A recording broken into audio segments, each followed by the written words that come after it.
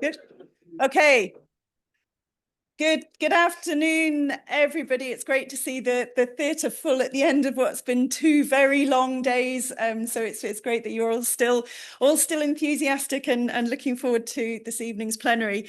I'm really honoured and delighted to introduce our plenary speaker this evening. So Professor May Berenbaum, who is the RES Wigglesworth Medal winner, and this is the official Wigglesworth Lecture, which is why May will talk about. She'll mention Wigglesworth, I think. There he is. There you go.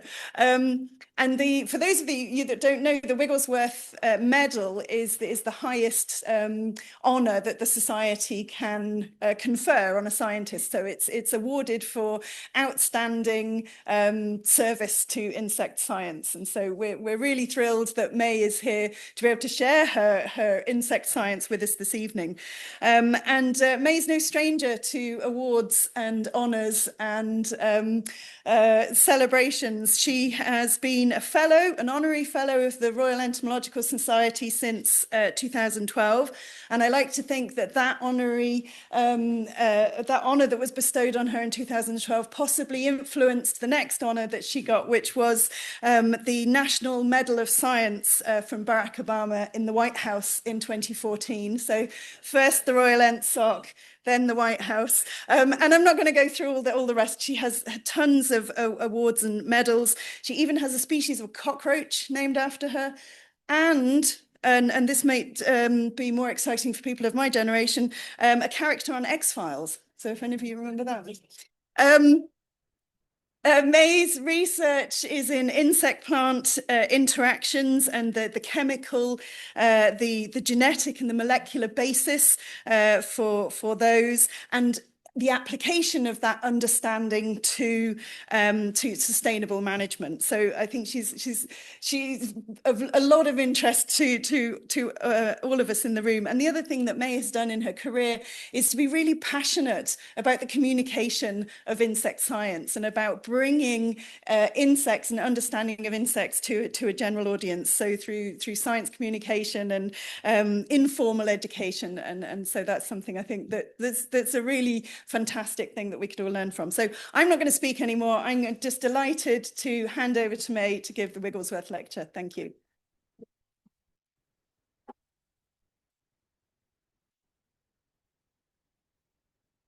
Hi, can you hear me? Is this good? All right, great. And thank you for a lovely introduction. Yeah, the X-Files getting a little dated there. But I still occasionally get people coming up at seminars with their Dr. Bambi Berenbaum collector cards asking me to sign them. I was in part as inspiration for the character in that Darren Morgan, the screenwriter for that particular episode, used some of my books. And when I watched the show, I was shocked to hear words that I had written coming out of the screen.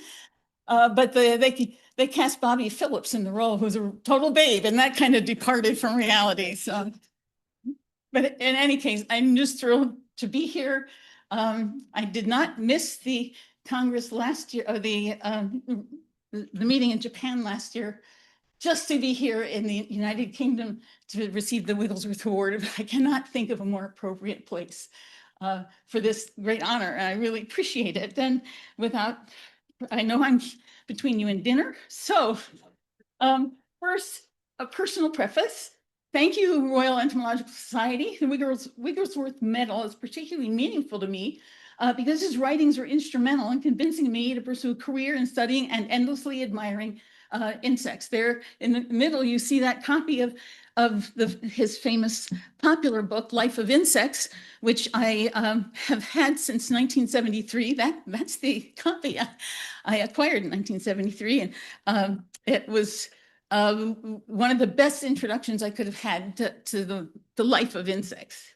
So it's a huge honor, and I am so grateful. So in 1964, the legendary insect physiologist Vincent B. Wigglesworth was having a great year. He was the Quick Professor of Biology at Cambridge University. He was serving as president of the Royal Entomological Society that year, and he was designated Knight of the Realm by Queen Elizabeth II.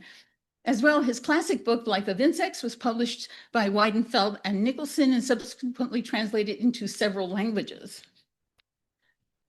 He also served as president of the organizing committee for the 1964 12th International Congress of Entomology, held in London, the 6th through 16th of July in 1964. Here you see the organizing committee with the luminaries from the United Kingdom. Owen Richards, who was president, Vincent Wigglesworth with the blue box around him, Vice President Boris Uvarov, who was vice president as well, and George Varley, yet another vice president. Paul Freeman was the secretary. The logo for the 1964 International Congress featured a male stylops. William Kirby, another British entomologist, described Strepsiptera in 1811 and was the first honorary life president of the Royal Entomological Society in 1833. The Entomological Society of America, by contrast, was established in 1907, 74 years later, and we're still trying to catch up to you guys.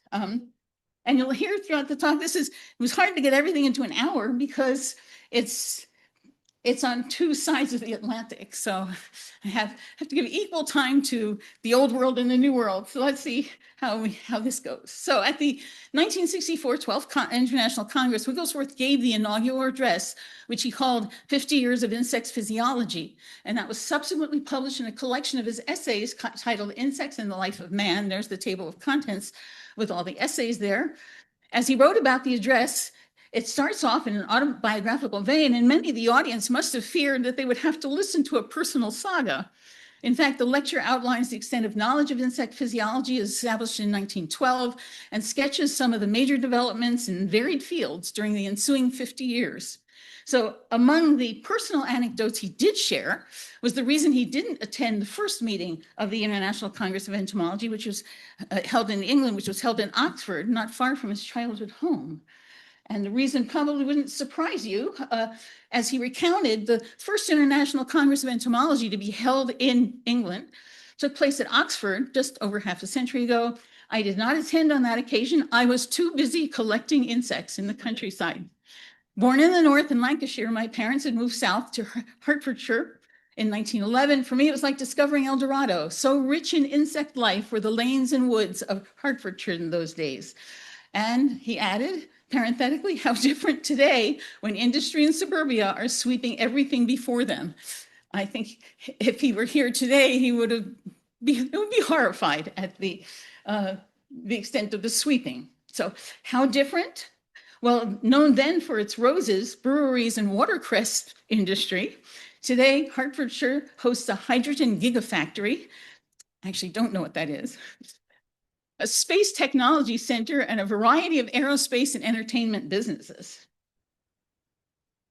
He did share one personal detail with the Congress delegates. As he recorded, I had already been passionately interested in insects for a good many years. Indeed, some years earlier in 1905, while caring for my culture of Abraxas grossulareata, I had discovered the metamorphosis of insects. In those days of uncorrupted youth, it did not trouble me at all to learn much later that the phenomenon had already been described by Aristotle long before, and I could not claim priority. And there you see the magpie moth. And the magpie moth is a good starting point because today the magpie moth, its name has switched around, is declining through part of its range in the United Kingdom. Among the so-called endangerment factors, light riparian forests with rich underwood and sunny, busy woodsides have decreased severely due to dense afforestation, interventions in water balance, nitrogen deposition, creation of industry, traffic and settlement infrastructure, or deforestation for agricultural purposes. The very rests should be strictly protected and maintained in a suitable condition by adaptive management. Sadly, this is the condition of most of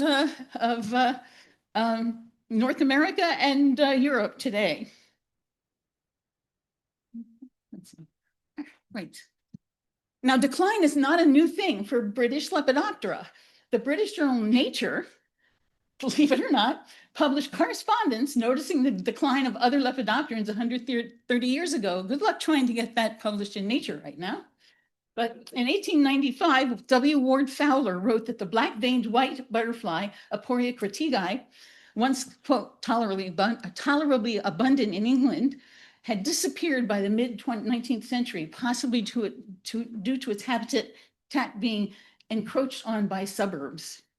So he does include an anecdote in the spirit of the time. I passed it on a train a few weeks ago and noted it is being encroached on by suburbs. We had many a hot chase there over gorse and briar, and always considered this the butterfly the most difficult of all to catch. I've never seen it in England since 1859 or 1860, and of course it has not been seen since. In 1906, a review of the butterflies of British Isles in Nature, Richard South was quoted by W. Fowler as describing the black-veined white as once abundant, but now, quote, almost extinct in England. Further about him, Fowler wrote, Mr. South admits 68 species as British, but regards only 57 of them as actual natives. But surely, though, some of the remainder are extinct and others only casual visitors. The black-veined white, once abundant, but now almost extinct in England. In that 1906 review, Fowler remarked that the, quote, the rapid disappearance of butterflies in England is doubtless due to the wholesale clearing away of the weeds and plants on which the caterpillars feed by the utilization of every scrap of waste ground. Yet this cannot be the only reason or the black-veined white, which feeds on hawthorns as well as on fruit trees, could not be disappearing. Every fresh book on butterflies in that era records the increasing scarcity of species once common, and there are only a few, such as the clover-feeding clouded yellows, which are more plentiful now than in former days. So these, one complication in tracking declines over long periods of time is that many insects, particularly Lepidoptera, are prone to boom and bust population cycles. So they periodically will have large populations that crash and then cycle back. That can make declines difficult to recognize. But on both sides of the Atlantic Ocean, the inescapable trend in recent years has been downward. You can see on that side are references about United States declines, and over here are declines in British butterflies. So in the US, from 2000 to 2020, total US butterfly abundance declined by 22% across 554 species.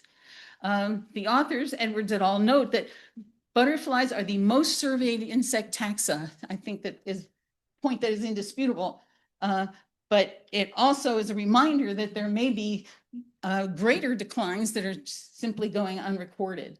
The numbers, so these were 12.6 million individual butterflies counted, 76,957 surveys analyzed, 35 monitoring programs, all of which contributed to this 20-year decline of 22%. Also, these authors remark the change in the total number of butterflies in this 20-year period was driven by rapid decline of many individual species. 13 times as many species declined as increased. Over this two-decade study period, 33% of individual butterfly species, 114 of 342, showed significantly declining trends in abundance. Conversely, only 3% of species increased. That's 9 species. The median species had an annual decline of 2.6%, which resulted in a cumulative decline of 41.5% after 2 decades. Many species showed extreme declines in abundance, as you can see down at the bottom of the map, with losses of 20, 30, and 40%. 107 species declined by more than 50%, including 22 species that declined by more than 90%. So even being loved by Prime Minister Winston Churchill was not enough to bring back the black-veined white butterfly, Aporia cratigae. As a self-described fan of the insects, he hired the United Kingdom's leading lepidopterist, L.Q. Newman, to help release hundreds of them at Chartwell, his family home in Kent, in the hope of reestablishing that extinct species on fountains provided of honey and water. That didn't happen, and probably it was ill-advised and entirely illegal today, but thanks to climate warming, black-veined whites have apparently reappeared on their own in southeast London. Not sure that's a cause for celebration. It might be the only nice thing you can say about climate warming. Again, from Neil Williams, like many wealthy Victorian children, and also like Vincent Wigglesworth, Churchill was a keen lepidopterist and collected specimens that were then abundant in the fields around his school.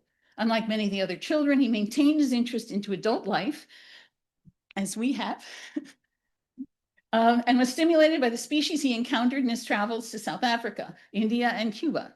It was on the eve of war that Churchill returned to his butterfly passion with unexpected fervor. He hatched grand plans to reintroduce some of the recently lost British species to the grounds of Chartwell, but these were put on hold as the country went to war with Germany.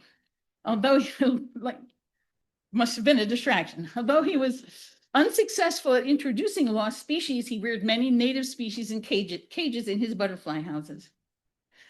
So British butterflies, if you believe what you read in the press, are in danger.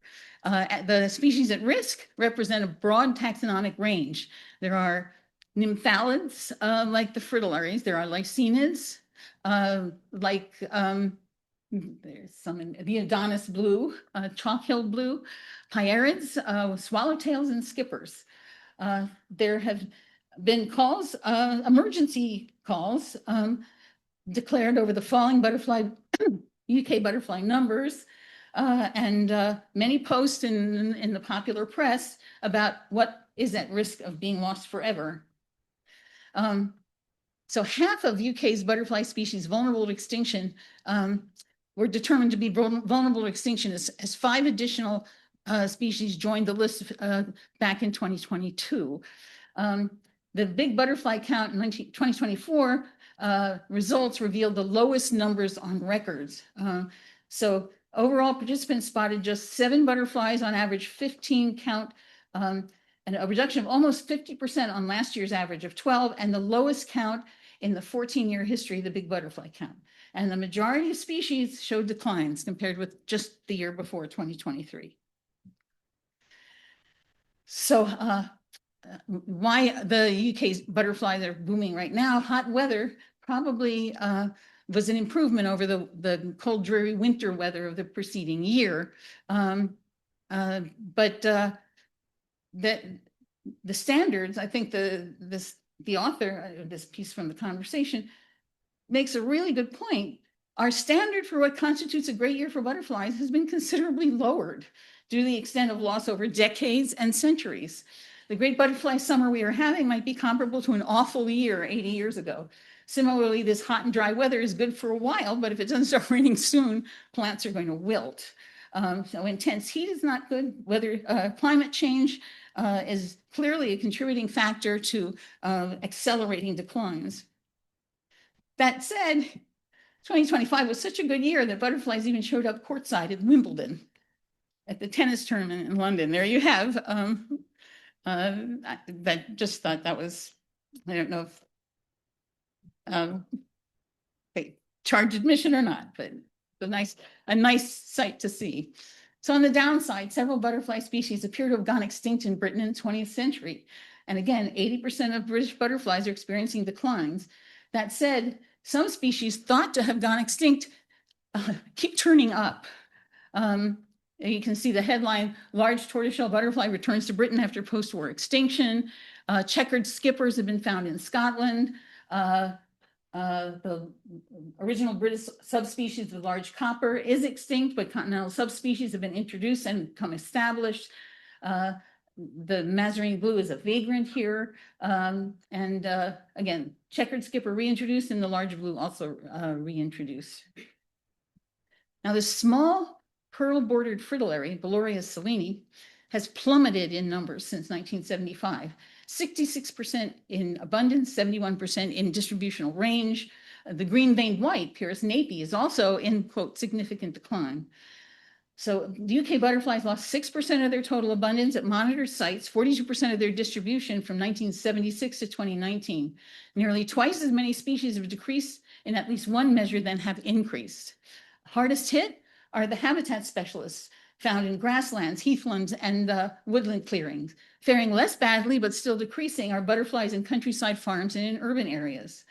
And again, 9 species have had their worst year since counting began, including some species that are beloved by the British population.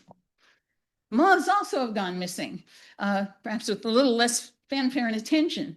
5 UK moths that apparently went extinct in the past 100 years include the spotted sulfur, a noctuid, the marsh dagger, another noctuid, blue underwing, Catocula fraxini, another noctuid, the geometrid, the Essex emerald, and the small lapid, Elysiocampid. So that's out of a total of 2,500 moth species in the UK and 60 butterfly species. Not an insubstantial proportion. Now, the idea that some insects might require protection appears to date back at least 150 years. A.H. Grote, August Grote, in 1876, published in American Naturalist, a commendation of a colony of the courageous butterfly Onias simidia to, quote, the protection of all good citizens of the state of New Hampshire. I wonder if, before it's too late, there will not be a law passed to protect the butterflies from the cupidity of their pursuers. This butterfly probably was not driven to decline by collectors, but rather by its choice of habitats in a place called Tuckerman's Ravine, which was a sort of a mountain valley that's windswept and parched and not pretty inimical to all kinds of life. So what time in Tuckerman's Ravine, I see the ill-advised collector, net in hand, swooping down on this devoted colony of ancient lineage and more than Puritan affiliation. I wonder if, before it's too late, there will be a law passed to protect the butterflies from the cupidity of their pursuers. Not yet. The subspecies, Aeneas melissus simidia, is in fact designated for protection, classified as, quote, imperiled globally because of rarity or because of other factors demonstrably making it very vulnerable through its range. Now, it's not federally protected in the US, but in 2008, it was listed as threatened by the New Hampshire Fish and Game Department, which at least is some help. But the mid-1870s, Americans had noticed they were losing elements of their lepidopteran fauna across the country. Insect aficionados in San Francisco lamented the loss of native plant habitat and its effect on butterflies. The Xerxes blue butterfly, Glaucopsyche xerxes, is endemic to the San Francisco sand dunes, was a conspicuous example. By 1875, Hans Hermann Baer, a California Academy of Science member, was declaring its extinction. Baer told his friend, and I quote, Glaucopsyche xerxes is now extinct. The locality where it used to be found is converted to building lots, and between German chickens and Irish hogs, no insect can exist beside louse and flea.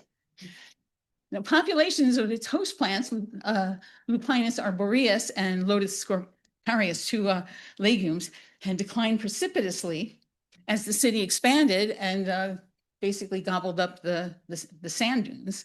By the time of Baer's death in 1904, there was an isolated population that still existed in the dunes above the Presidio in San Francisco. But by the early 40s, the Xerxes blue butterfly was declared extinct, the first extinction of a butterfly in North America to be documented in real time. And in fact, the Xerxes blue is the, flagship species for the Xerxes Society for Invertebrate Conservation. So notwithstanding its very desolate and unpromising appearance, these dune systems were rich in insect life. This is an account from 1892. Many species hidden in the sand being exposed by pulling away brush or debris from the top of a hillock and starting the rolling sand.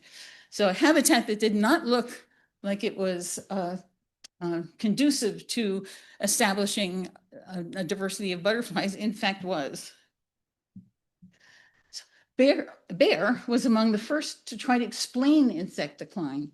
According to his biographer, A.H. Braytag, Baer's observations of the devastating effects of human activity in building cities and expanding agriculture, and of the inadvertent introduction of invasive species such as milk thistles in both South Australia and California, indicate that he was deeply aware of ecological and environmental damage. Nevertheless, he himself seems to have been involved in the introduction of Australasian white mangroves and eucalypts to California. Eucalypts have been a major weedy problem tree, so it was a conservationist who introduced them. The subsequent weed-like proliferation of these species has proven that this is probably the most dangerous thing he did throughout his career. Now, rarity can be a risk factor for extinction, but it's not always a risk factor. In fact, some of the recent extinctions have been of some of the most numerous species with large population sizes. A historical example is the Rocky Mountain locust, Melanoplaspritis. So anthropogenic habitat alteration was probably the cause of the extinction of what was the most abundant insect in North America 150 years ago.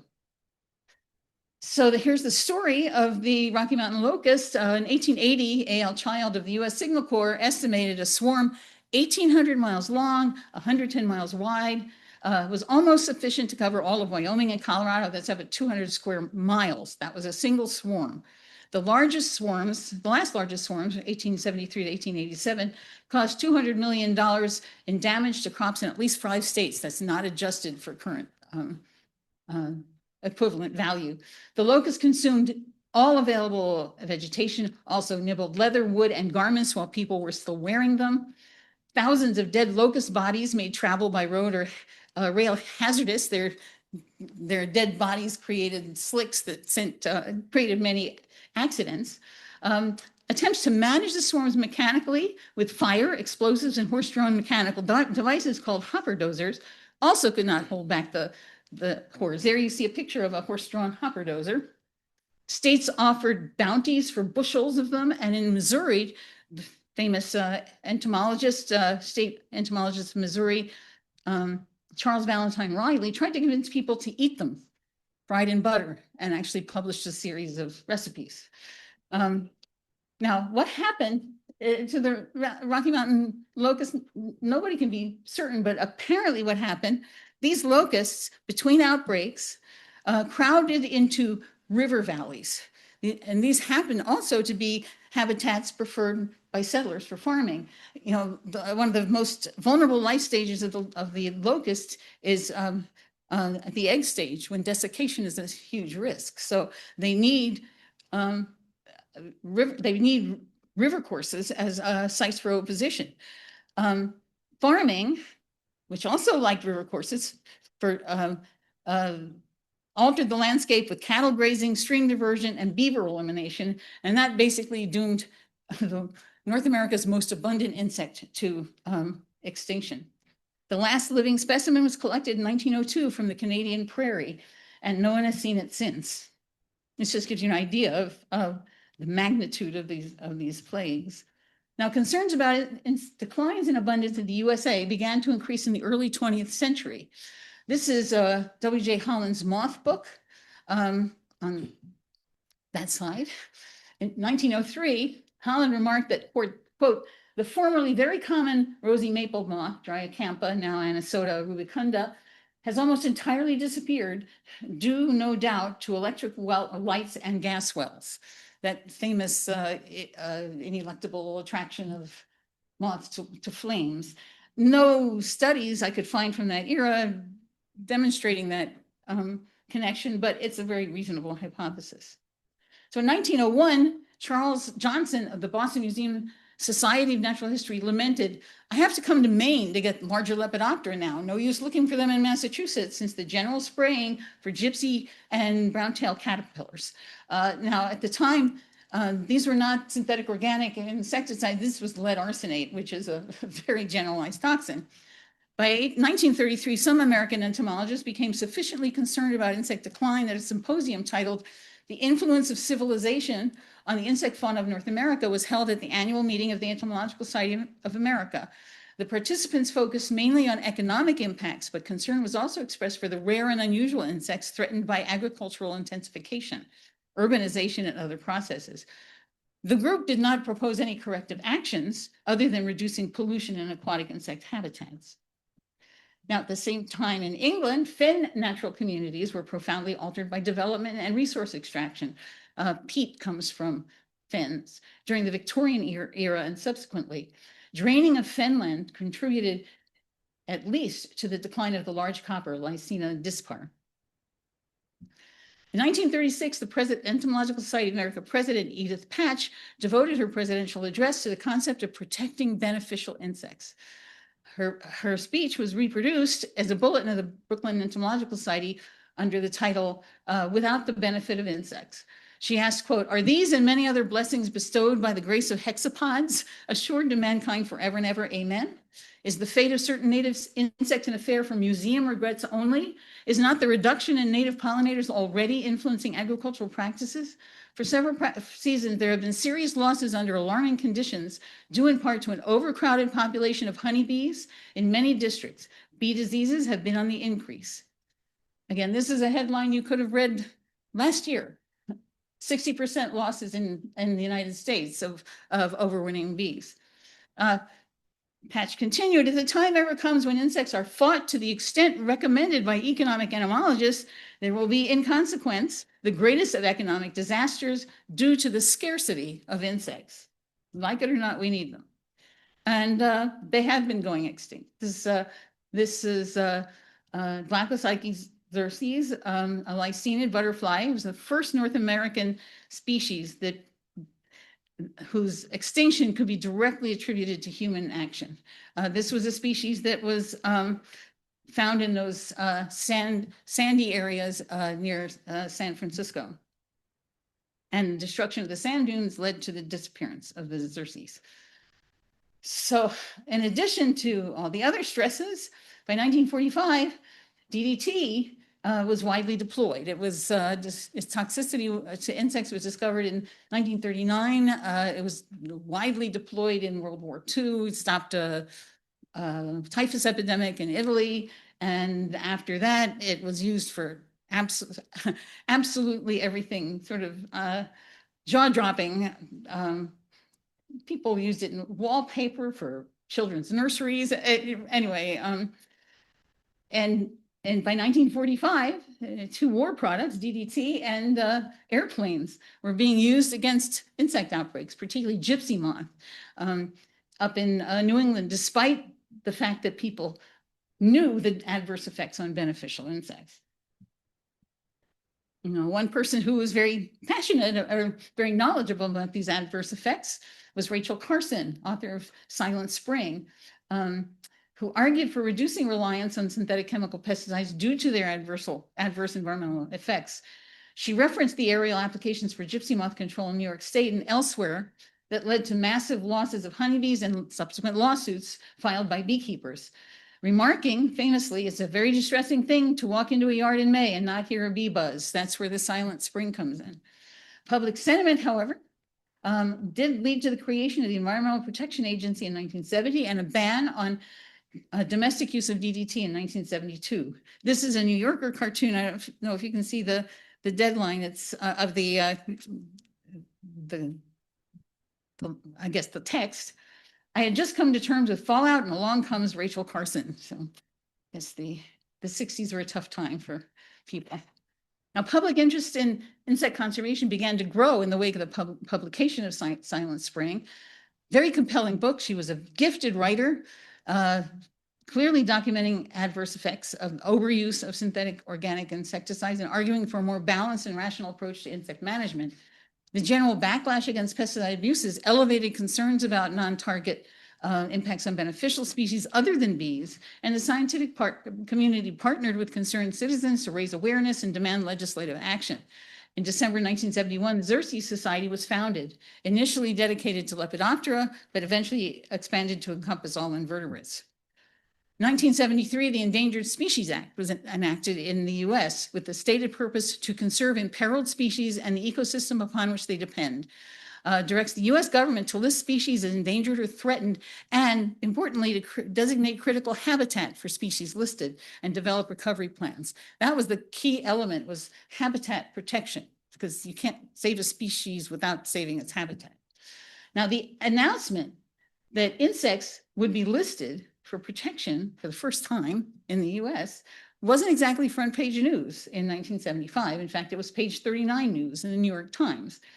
The first insect to be listed in April 76 was Stout swallowtail, Heraclides, formerly Papilio Aristodemus pontianus of southern Florida, and tropical hardwood hammock.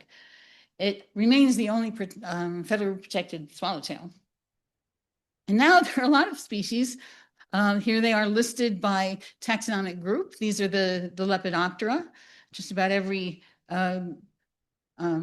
category of Lepidoptera. Well, moths are very underrepresented. A lot of butterflies. Here you see all these butterflies. There's a moth. The first one to be listed was Manduca blackburni, the blackburn sphinx, listed in 2000. It was once found throughout the archipelago of Hawaii, and it was thought to be extinct until 1984, when it was found again in two of the islands, Maui and Hawaii.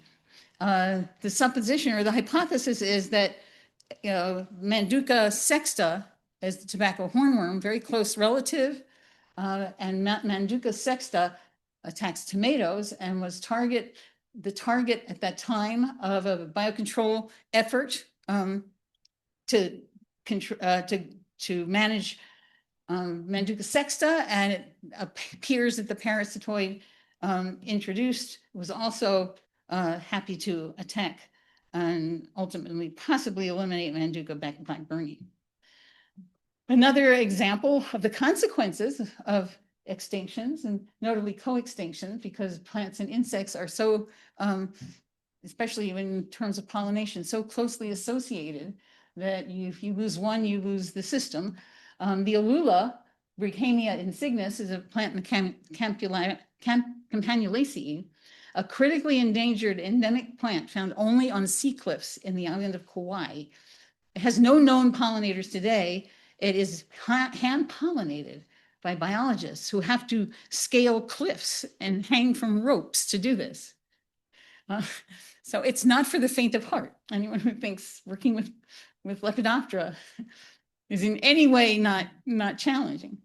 Given its floral structure, it's very likely, see that long spur, very likely pollinated by Manduca blackburni, the sphingid moth, and possibly the critically endangered fabulous sphinx moth, Tenostoma smaragditis, which was thought to be extinct until it was rediscovered in 1998. So co-extinctions, or the possibility of co-extinctions, increase that need for immediate action. Here's a case for immediate action today also. Ash trees, genus Fraxinus, are under threat from an invasive Asian depressed the emerald ash borer. There are more than 20 lepidopterans, including 5 sphingids, that may go extinct if their ash host trees go extinct. You can see those beautiful moths there. Now, more than 10 years ago, engaging the public in biodiversity issues was considered challenging. And here you see from 2 articles about how difficult it is to engage the public in biodiversity issues. Over on the right, why has a massive international effort to deal with the biodiversity crisis failed to launch? Much of this current stasis is ascribed to the antagonism of corporate interests and lack of vision, and even resistance of leaders and governments. If a lack of public understanding or concern persists, it's highly unlikely that either governments or businesses will change course. In the case of biodiversity, from Michael Novacek, the importance of species in providing ecosystem services, natural beauty and pleasure, and sustaining human lives is a message that requires constant attention and recrafting to impact that. Thank you.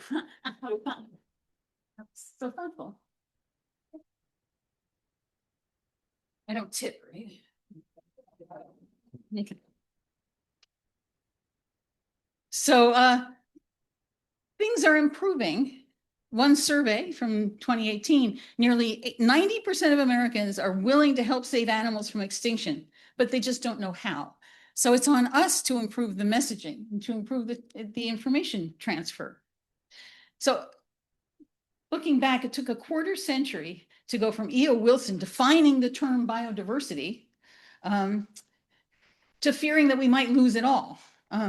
This half Earth, can we protect half the Earth and stave off the 6th extinction? That's the term that's been introduced for the insect apocalypse. A little less buzzworthy, but This is the notion that there were 5 major historical geological extinctions, and we have the Anthropocene extinction. Not everybody accepts this, but we can see the end times coming. Learning to die in the Anthropocene. Again, there's a lot of concern. And there should be. Extinction since 1700 is perhaps one form of environmental change in which human involvement is essentially impossible to deny. And there's been a lot of denial over the years about forms of environmental change, but it can't be blamed on alien viruses, planetary aberrations, geological cyclical disruptions. It's human activity, and it has been since the mid-19th century and before. So we may now face a real insect apocalypse, end times, or do we? Is there hope for the future of insects? Did I come all this way to make everybody depressed and give up? No, I hope not. Now, the key issue is how to motivate people who aren't already active in environmental issues. That's a real challenge, because the people who are already inclined are the ones who are engaged, but there are not enough of them.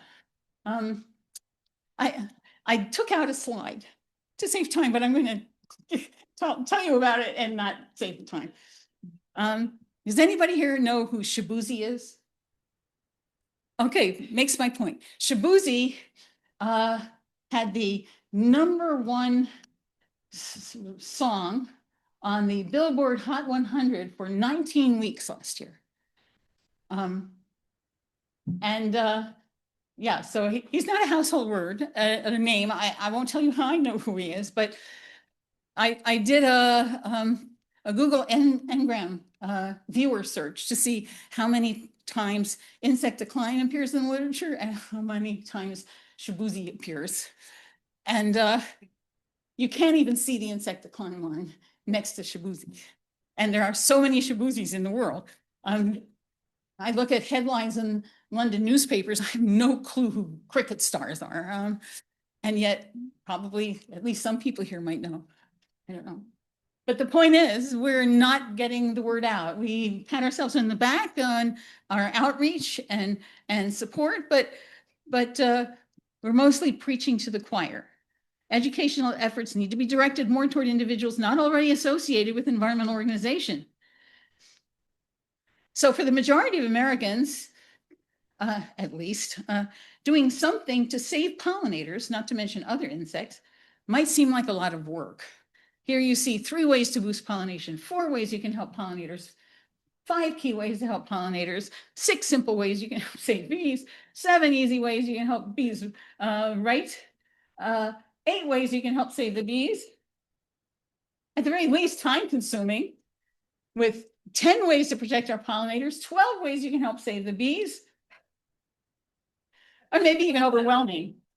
There are 20 simple gardening tips to help bees. I don't care how simple they are. That's 20, that's a lot. And they're misguided. Here's one. Good advice, leave beehives alone when you find them. Don't go disturbing the bees or taking their honey or honeycomb, especially if they're yellow jackets or hornets. That is not a beehive. So yes, don't go disturbing the hornets or taking the honey they do not make. So even creating an action plan sounds complicated, tiring. So here's an alternative that I proposed. Because so many insects are threatened by human activities, could declines be slowed by an inaction plan? Can we convince people to stop doing things they don't need to do that nonetheless involve time, energy, and economic investment on their part? So instead of an efficient action plan, how do we get people to stop doing things they don't need to do that are damaging to biodiversity? Almost everyone agrees that if there are insect declines, human activities are contributing factors. Insect declines and extinctions are often due to what humans do without even realizing what they're doing. So benign ignorance might be the greatest obstacle to surviving the insect apocalypse. Again, probably the best way to slow insect decline is to stop doing things that we don't need to do. What are these possible causes? Habitat destruction, including intensive agriculture, the use of pesticides, urbanization, industrialization, introduced species, and climate change. Well, we can't really do much about climate change or introduced species, but everything else we have some control over. Here, for example, I don't know if they're used here, electrocution devices yeah, okay. First of all, they don't work. They kill insects. They actually attract mosquitoes if they use UV light as bait. But the insects they attract are not the ones that are targeted. Here's a couple, very few studies done on what gets caught in electrocution traps. This was a study that compared 2 different sampling sessions, 6 nights in 1999 and 5 nights in 2002. So biting insects, those are the targets for this control measure, represented less than 1% of the kill in both years. Non-biting insects, respectively, 8,278 in the first year and 10,978 in the second year. Culicids, mosquitoes, are the targets for these electrocution devices. In the 2 different years, 27 mosquitoes died and 84 mosquitoes died in 2002. Given the propensity for mosquitoes to reproduce our selected species, that's not going to keep the bites rate down. By contrast, chironomids, non-biting midgets, there were almost 8,000 killed in the sampling sessions and 10,600 in 2002. Massive losses of chironomids. And if you say, who cares, they're just chironomids. Well, chironomids are critically important. They're food items that maintain aquatic food webs. They also, by flying to terrestrial environments as adults from their aquatic larval habitats, they contribute to linking aquatic and terrestrial energy and nutrient cycles. Tube-dwelling chironomids oxygenate sediments and reduce turbidity, keep water columns clear, and even help to reduce methane emissions. Their importance as food items is illustrated by the number of flies you can tie that look like chironomids. Not surprisingly, a lot of moths are killed by bug zappers in this study. 405 in 1999, including 62 noctuids, 30 saturniids, and 302 pyralids. Moth attraction to lights at night is almost cliche. Remember, that's what Holland thought in 1903 was killing the rosy maple moth. So light pollution has major consequences. As for agricultural intensification and pesticide use, as a general rule, everyone should cut down on pesticides that serve no economic purpose. It's not to the advantage of the growers, not to the advantage of the public. It's not the advantage, certainly, to biodiversity. And as it turns out, for years, soybean seeds were pre-treated before they went into the ground with neonicotinoids, metocloprid, thiomethoxam, and clothianidin, applied to seeds and then put in the ground before anyone even knew if there were target insects in the habitat. The first rule of integrated pest management is do not treat a problem if you don't know you have a problem. And yet, literally billions were invested and spent to develop this practice that goes against every basic tenet of integrative pest management. And that became apparent. This study looked at 12 years and 14 soybean producing states using treating seeds. Their conclusion was using treated seeds provides little to zero net benefit in most cases, but not with, especially soybeans in the Midwest. Very few economically important folivores are problems there. But widespread use still, to this day, prevails. Then there are the lawns. The United States has more acreage of lawn and turf grass than corn, soybeans, orchards, vineyards, and nut trees put together. Per acre, lawns receive more pesticide applications than agricultural land. Nobody eats lawns. You can see this is also the case. Here's lawn, 40.5 million acres of irrigated lawn compared to orchards, vineyards, and nut trees, 4 million. It's an order of magnitude difference.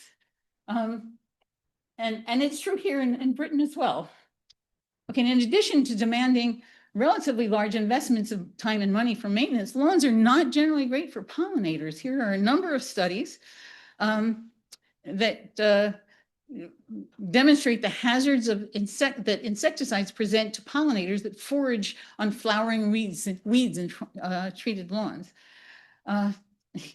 Now, the thing about flowering bee lawns, they're designed to be easy to install either through overseeding or as part of a new lawn renovation. Once installed, flowering bee lawns should require minimal maintenance for just a few alterations to typical lawn management practices. So part of the inaction plan, you put in a lawn that provides forage, and you've improved the environment and helped biodiversity. Another thing that helps not biodiversity, not mowing, another inaction. So this was a study showing what happens when meadows are mowed, the overall pollinator biodiversity drops. Yet another study, not weeding, again, an inaction. Pollinator assemblage on dandelions and white clover, which are targets of weeding, at least in the United States, are very important food plants for pollinators. Dandelion and white clover in central Kentucky were visited by 50 different species of insect pollinators, including 37 species of bees. 2 of the 6 bumblebee species are uncommon and possibly in decline. So you don't need to weed. Now, polls in the U.S. consistently support conservation of public land in the U.S., which is very encouraging. Along the lines of not doing things, this got very complicated. Even politicians should realize that not reversing executive orders can be as helpful as passing laws to protect pollinators. So this was a protracted process that started when Barack Obama designated Bears Ears and Grand Staircase Escalante National Monuments in Utah that were created under the Antiquities Act by President Barack Obama. He was followed by President Trump, and one of the first actions he took in office was to cut back on the allocation of land and protection by the Antiquities Act. And yeah, 5 presidential administrations they were involved. Theodore Roosevelt created the framework for the Antiquities Act in 1916. Franklin Roosevelt proposed protection for the 1.35 million acre monument in 1936. 2016, Barack Obama, by proclamation, created the national monument. His successor, Trump, reduced the acreage by 85%, with the largest public land protection reduction in history. 2021, President Joe Biden reversed Trump's action on Bears Ear, restored the original 2016 boundaries, and added 11,000 acres for a total of 1.36 million acres. And to bring you up to date, June 2025, 3 cases are stayed pending a decision by the 10th Circuit in Garfield County et al. Versus Biden et al. And Dalton et al. Versus Biden et al. So, and here you see, this is a thank you to President Obama. The tribal federal partnership has been working on a resource management plan for this land, this precious resource. So action is, despite what I say, still needed, particularly to ensure habitat protection. But maybe more people can be recruited to not do things to help insects. So the new rules make it easier for the U.S. Fish and Wildlife Service to not designate critical habitat. Additionally, the new rule will make it more difficult for U.S. Fish and Wildlife to designate critical habitat in areas that are not currently occupied by species. That's not the kind of not doing things that I'm talking about here. The concept of not doing anything that's harmful is pretty venerable. It's the guiding ethical principle in medicine. Forgive my Latin, primum non nocere. I'm looking at my linguist husband. Is that a hard C?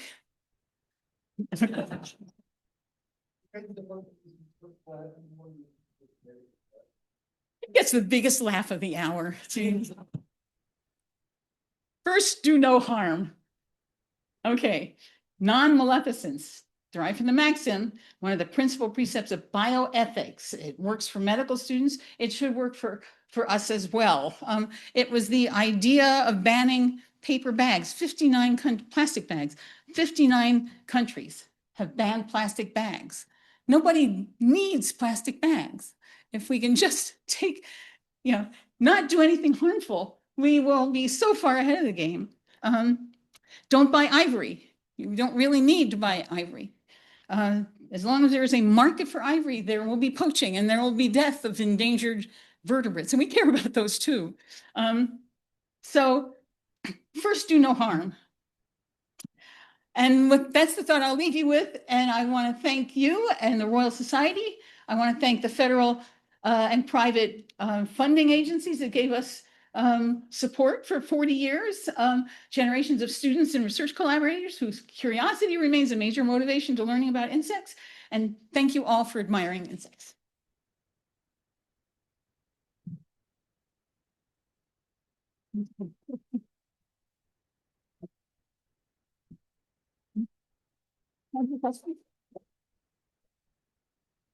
Fantastic. Thank you so much, May, for that fantastic journey through insect decline and what we should and shouldn't be doing about it. I love the idea of an inaction plan.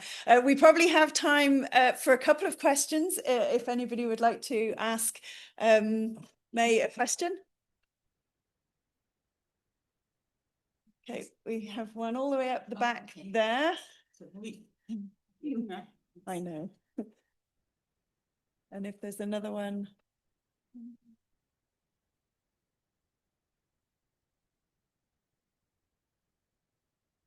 I should ask you guys if I've got any of the ideas on the British butterflies wrong. I'm very worried about that. Just not the audience to do that in front of.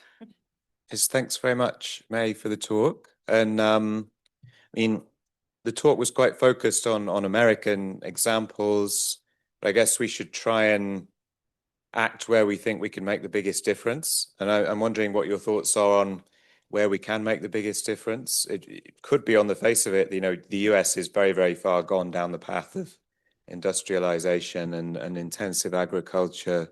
But there are other parts of the world like India and sub-Saharan Africa, Southeast Asia, where what we're seeing is the rapid exporting of those American methods to new environments. I wonder if it's in those places where we might make the biggest difference by opposing the spread of those methods. That would be a wonderful thing if we could get Americans to advocate for un-American activities, for approaches that, this happens over and over again in many contexts, whether developing nations deserve a chance to achieve financial security as did the developed world. And the developed world is arguing that we can't afford everyone to do that. And there's basic inequities there.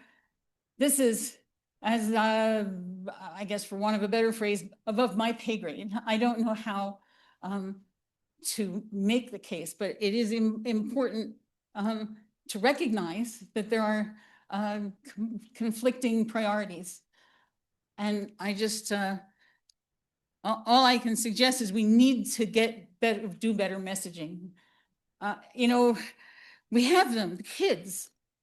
We have a regular Insect Fear Film Festival. We show bad insect science fiction movies and invite everybody to actually meet the stars. So they actually real insects and not Hollywood's excesses. And it's the kids who line up to pet the tarantulas, not their parents. But we lose them somewhere along the way. So maybe that's the best hope, is the next generation. Because I don't know. I've been trying to convince people for a long time. I don't know, and I talk to crowds who are predisposed to be receptive. It's just hard to figure out how to talk to crowds who do not want to hear your message. One thing I found that helps a lot is humor. Of course, what's funny to an entomologist isn't necessarily. I will not tell the dung beetle goes into a bar joke. Do you know that joke? You have to now. Right, I have to now. Dung beetle goes into a bar, asks the bartender, is this stool taken? Right? Are there any questions that can follow that? And we'll end on stool and go to dinner, right? Thank you, everybody. Thank you ever so much, May. And you will have the opportunity. Thank you.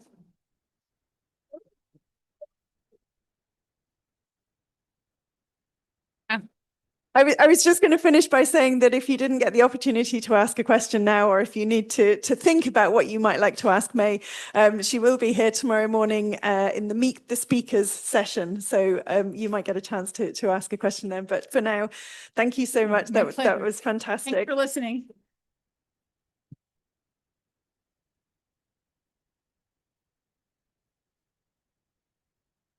So now don't forget the poster session.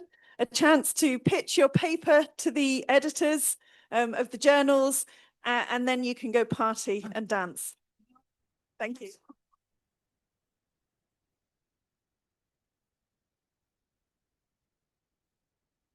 Thank you. That was